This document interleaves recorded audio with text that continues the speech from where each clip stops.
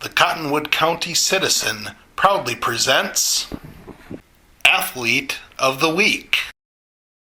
Look no further than the team at Grunwald Frame and Glass LLC for excellent auto maintenance services and auto glass replacement. With over 20 years of experience in the business, our team is skilled and equipped to keep you on the road. Call us today for a free estimate. Grunwald Frame and Glass LLC of Windham.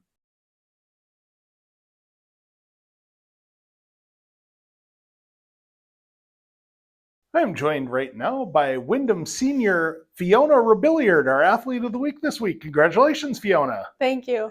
Let's go back to Saturday's game. And first and foremost, I imagine that everybody was just happy that you guys were able to get a game in on Saturday with the weather. How did that the weather impact the preparation for what would have otherwise been a 4-team tournament? Yeah, so we kind of struggled with when we're supposed to have a game Friday. So we did have kind of a day where we didn't have practice or any ice time. So that was kind of a little different. And then having the game at 10:30, 10 was kind of just if we get everyone at our team safely to the arena. And also we don't really have that many morning games. So how are we going to play in the morning compared to when we usually play in the evening? Yeah, 10 o'clock start had to have been a little bit of an adjustment because, like you said, just getting everybody there was challenge number one, but getting everybody there ready to play is completely another challenge.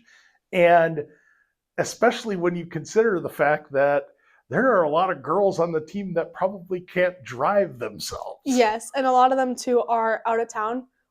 We have a couple of girls in Windham, but also we have quite a few from Heron Lake, Mountain Lake, and different areas. Right now, you're a very young team. Any chance you guys have to be competitive with a team, I imagine that is circled on the calendar. Yes, 100%. It was definitely our first time playing them this year. We did watch when they played Worthington to kind of see how they played, but it's always, since we do have such a young team, it always is kind of like uncertain too. But it's definitely when we play against Prairie Center and like NBA, those are games we definitely look forward to. Just so then it's like we know we can compete with them, and also we can kind of gauge like where we're at. Mm-hmm. What did you learn from watching them play on Friday against Worthington?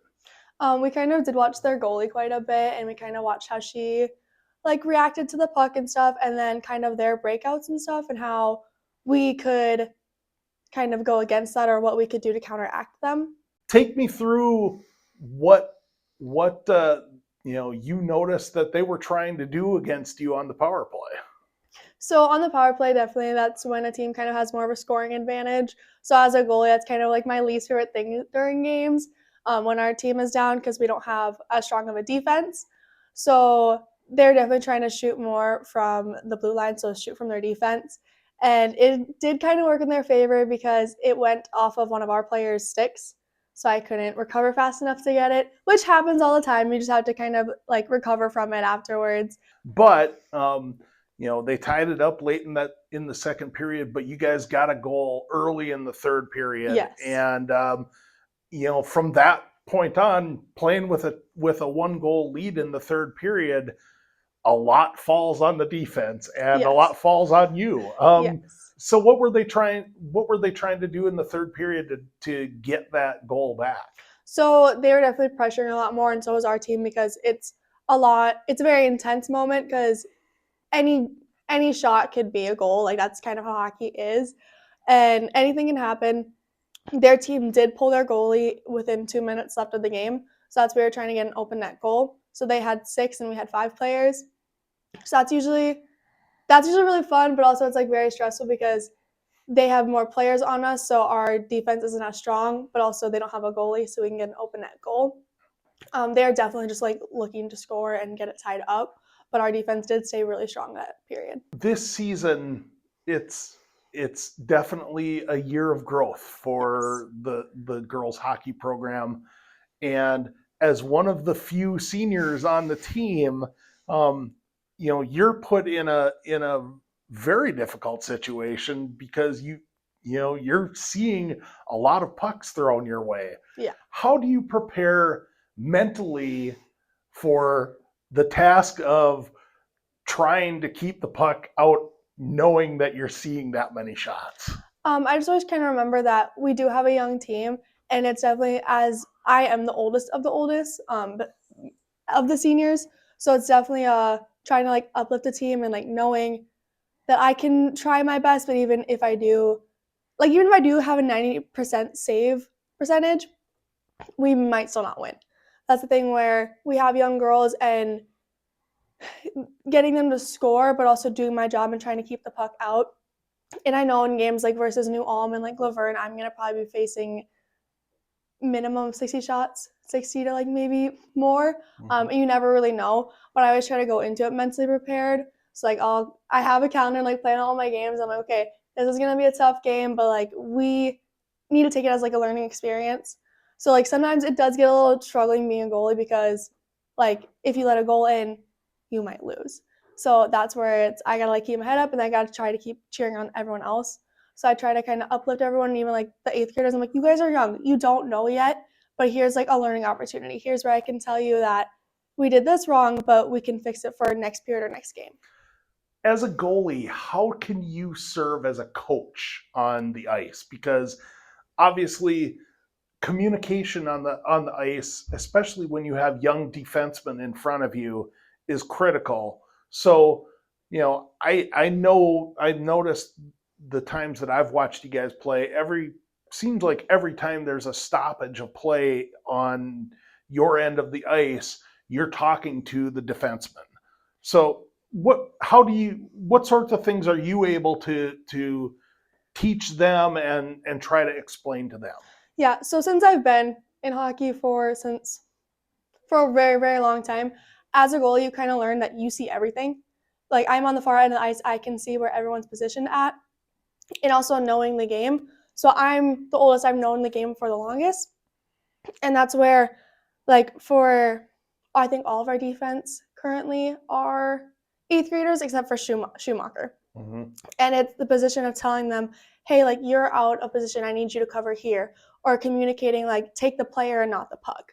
So that's kind of what I always look for, or just kind of being like, hey, you're fine, like the goal doesn't matter, like we have more, like the game keeps going. Just because they scored doesn't mean like the game's over. Like keep your head up, it'll be fine. And then just like little things, like little reminders, or hey, there's watch for the person that's dropping back, and just things that I see here and there.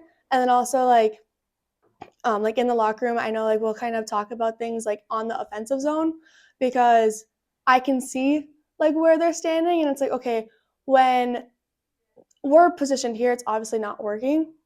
And that's where like me and Kennedy does a really good job communicating with the girls, and I'll kind of like back up and be like, yeah, I see that too, or yeah, I think we need to fix this. Mm-hmm. So you don't see very often the goalie wearing the captain's C. no, you do not. Is there, does that change how things work on the ice as far as communication with the officials?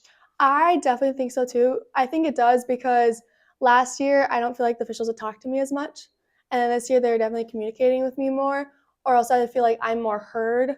Like if I kind of have like an issue by the net, I can approach them more easily. Even though officials do communicate with goalies pretty well, sometimes it's like a hey, like the other team is like saying some things that they shouldn't be saying, and they'll actually kind of like listen to me, or they'll always kind of check in with me, which is really nice. But you do not see a C on a goalie's chest very often. Yeah, because my understanding is that if the goalie is wearing the captain's C, there's certain things that certain things that the refs have to adjust to, as far as normally the captaincy is one of the forwards or a defenseman, Mm-hmm. so they're on the ice, they can approach the official, whereas a goalie, I don't know how easily a goalie can approach an official. Yeah, so definitely when they're in our zone, they can, but goalies cannot cross the center line during games. We will get like penalties and stuff. We do have like Kennedy still, so she communicates with like the coach, and she's a forward who is also one of the captains. But for me, like especially when they're in defensive zone, I can talk. In my zone, I can talk to them. But if they're not, like I can't really flag them down.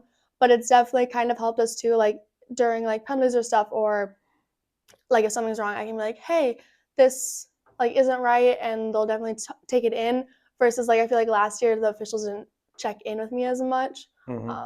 So it's definitely been a very fun year with that. So being one of the seniors though, with a team full of young girls and young teammates, 8th graders, 9th graders, I imagine that you kind of see your role in different ways. Yes, you're doing everything you can to help them succeed by keeping the puck out of the net, but at the same time, you've got to be their cheerleader.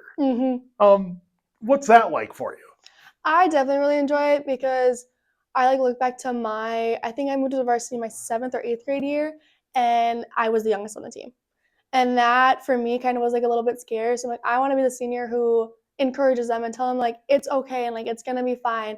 Or like me and Kennedy, we will plan out like team meals, and now after every home game we kind of like do a little team meal thing, or like we go out to McDonald's to celebrate, because I want our team to be close.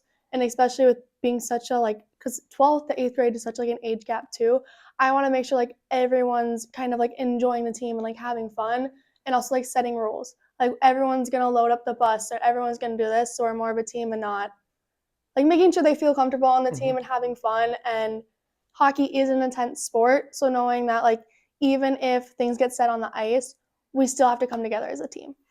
But the wins might be a little bit hard to come by. Yes. But I imagine that when they do come, that's a lot of fun. It's so much fun. Well, it's definitely more fun like seeing some of our younger girls have like their little achievements. I know Gracie Balloon, she just had her first varsity goal at the Saturday game, which is so exciting. So like having those games where we can compete gives those girls like something to, like, you can get your first varsity goal, you can do this. I know I'm almost at my 3,000 saves, so I'm looking forward to that. So hopefully in a couple of weeks I'll hit that, so we'll see. But definitely like those games, something to look forward to. And also usually the bus ride back it's a lot more fun when you do win, but no matter what, the bus ride back will be fun. I would say definitely the Morris Benson game last year, when I had a shutout and I also hit 2,000 saves. That was a really, really fun game. Just also some like little moments of like saves that I've had, or like things where like our team has celebrated, definitely would be some of my favorites. I would say probably like any Rihanna song or Bruno Mars. I definitely love that. It kind of depends. I would say for me, it's definitely going to be Laverne. They do have really strong offensive players and some really good shots. So I know there's probably going to be quite a bit of 2-on-0s when you play them for me. So it's just like me mentally being prepared of like maybe not having as much support as other games, just because they are really strong skaters. So they're probably one of them. Hopefully they describe me as like really fun, cheerful, I'm really talkative, so definitely they describe me as that. So my hobbies include 4-H and FFA. I do horse judging for FFA, and then 4-H we do a bunch of like leadership projects. I love to show and ride horses, so you'll probably catch me doing that the second hockey ends. And yeah, just hanging out with friends and family. And of course, you're a senior this year. Have you started narrowing down what's next? Yeah, so I'm hopefully going to go to college. I want to major in agriculture education. I've been accepted into 3 colleges, so I'll narrow it down from there. All right, well, that should be all we need. Congratulations on a nice win on Saturday. Best of luck the rest of the way. Thanks for joining us. Thank you. Look no further than the team at Grunwald Frame and Glass, LLC, for excellent auto maintenance services and auto glass replacement. With over 20 years of experience in the business, our team is skilled and equipped to keep you on the road. Call us today for a free estimate. Grunwald Frame and Glass, LLC of Wyndham.